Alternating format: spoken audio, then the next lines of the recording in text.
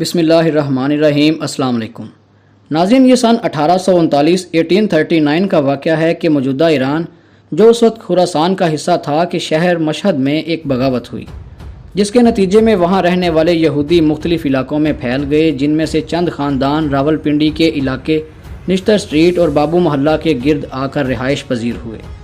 اس واقعے کے 42 سال بعد انڈیا کی اسٹیٹ مہاراشٹرا میں حالات سازگار نہ رہے تو 139 یہودی وہاں سے اٹھے اور صوبہ سندھ میں آ بسے۔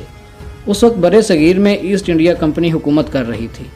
اس نے نہ صرف یہودیوں کی آباد کاری میں مدد دی بلکہ سن 1893 میں برطانوی راج نے یہودیوں کو سندھ کے شہر کراچی میں عبادت گاہ تعمیر کرنے کی اجازت بھی دے ڈالی، لیکن تقریباً 100 سال بعد کس حکمران نے اس عبادت گاہ کو مسمار کرنے کا حکم دیا، آپ کو آگے چل کے بتاتے ہیں۔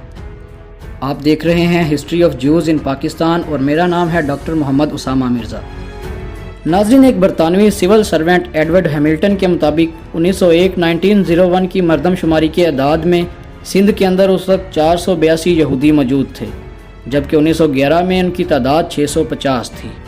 دوستو، 1947 میں تقسیم ہند کے وقت یہ تعداد 1500 کے لگ بھگ تھی، جنہوں نے خود کو بنی اسرائیل کے طور پر درج کروایا، جبکہ ٹھیک ایک سال بعد 1948 میں جب یہودیوں نے فلسطین پر قبضہ کیا تو اسلامی دنیا میں یہودیوں کے خلاف نفرت بڑھ گئی، جسے وہ اینٹی سیمیٹزم کا نام دیتے ہیں۔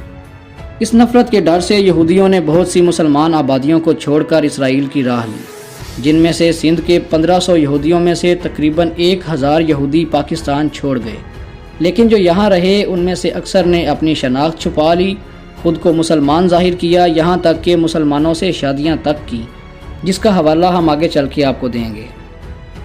ناظرین، 1967 کی عرب اسرائیل جنگ کے بعد یہودیوں کے خلاف نفرت میں مزید اضافہ ہوا۔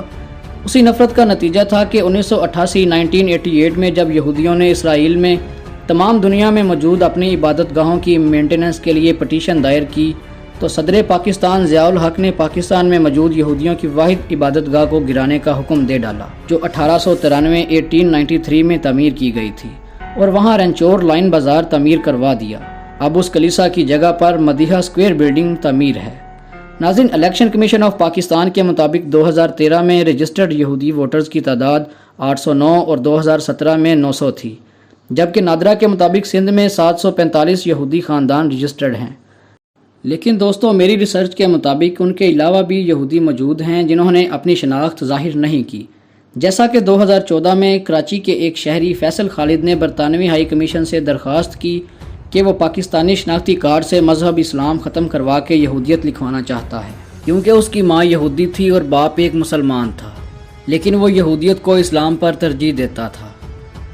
ناظرین، فیصل کا کہنا تھا کہ وہ 2016 سے نادرا سے درخواست گزار تھا، لہٰذا اس کا نام اور مذہب تو تبدیل ہو گیا، لیکن اب وہ اس پاسپورٹ کے ذریعے اسرائیل نہیں جا سکتا تھا۔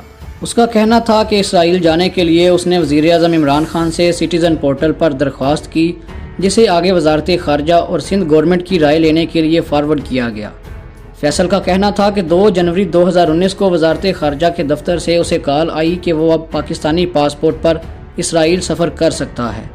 اس خبر کو BBC اور سما ٹی وی نے رپورٹ کیا۔ ٹویٹ میں اس نے عمران خان کا شکریہ ادا کرنے کے ساتھ ساتھ وزارت خارجہ، فواد چودھری، بلاول بھٹو اور جرمنی میں پاکستان کے سفیر ڈاکٹر فیصل کے علاوہ دیگر لوگوں کا شکریہ بھی ادا کیا۔ دوستو، آج کی اس تحقیقی ویڈیو کا یہیں پر اختتام ہوتا ہے۔ اپنا خیال رکھیے گا۔ اللہ حافظ۔